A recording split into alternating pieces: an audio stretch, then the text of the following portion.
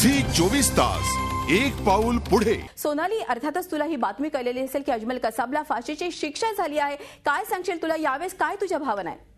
Actually म्हणजे कधीपासून ह्या एका गोष्टीची मीच नाही तर माझ्यासारखे अनेक लोक वाट बघत होते आणि इतके आता वर्ष झालेली आणि तरीही काही होत नव्हतं। त्यामुळे एक आशा सोडून दिलेली होती आणि एक जो विश्वास होता न्याय संस्थेवरचा जो काही तो थोडा त्याच्यावरती शंका यायला लागली होती।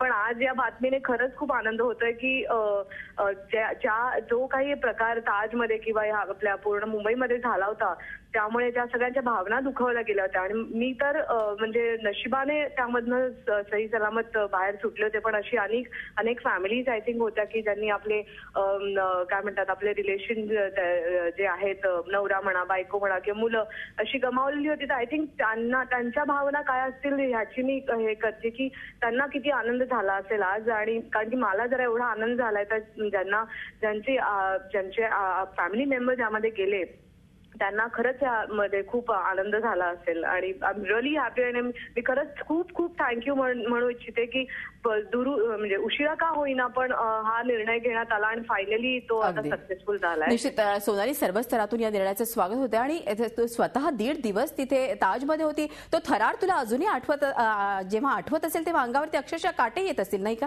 नक्कीच म्हणजे तो अविस्मरणीय क्षण आहे माझ्या आयुष्यातला। म्हणजे मी कधीही कोणाला जेव्हा सांगते किंवा मला जेव्हा कोणी विचारते तेव्हा मी सांगते हा माझ्यासाठी दुसरा जन्म आहे आणि देवाने दिलेली दुसरी संधी आहे माझ्यासाठी आयुष्य जगण्याची। तेव्हा मी आय थिंक त्याचा पुरेपूर चांगला वापर केला पाहिजे।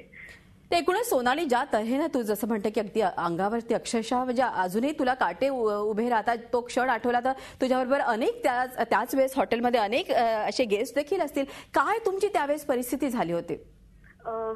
परिस्थिती म्हणजे त्या दिवशी ऍक्च्युली म्हणाल तर आम्ही ज्या रेस्टॉरंटमध्ये अडकून पडलेलो होतो तिथे बऱ्याच जाती धर्मातले लोक होते।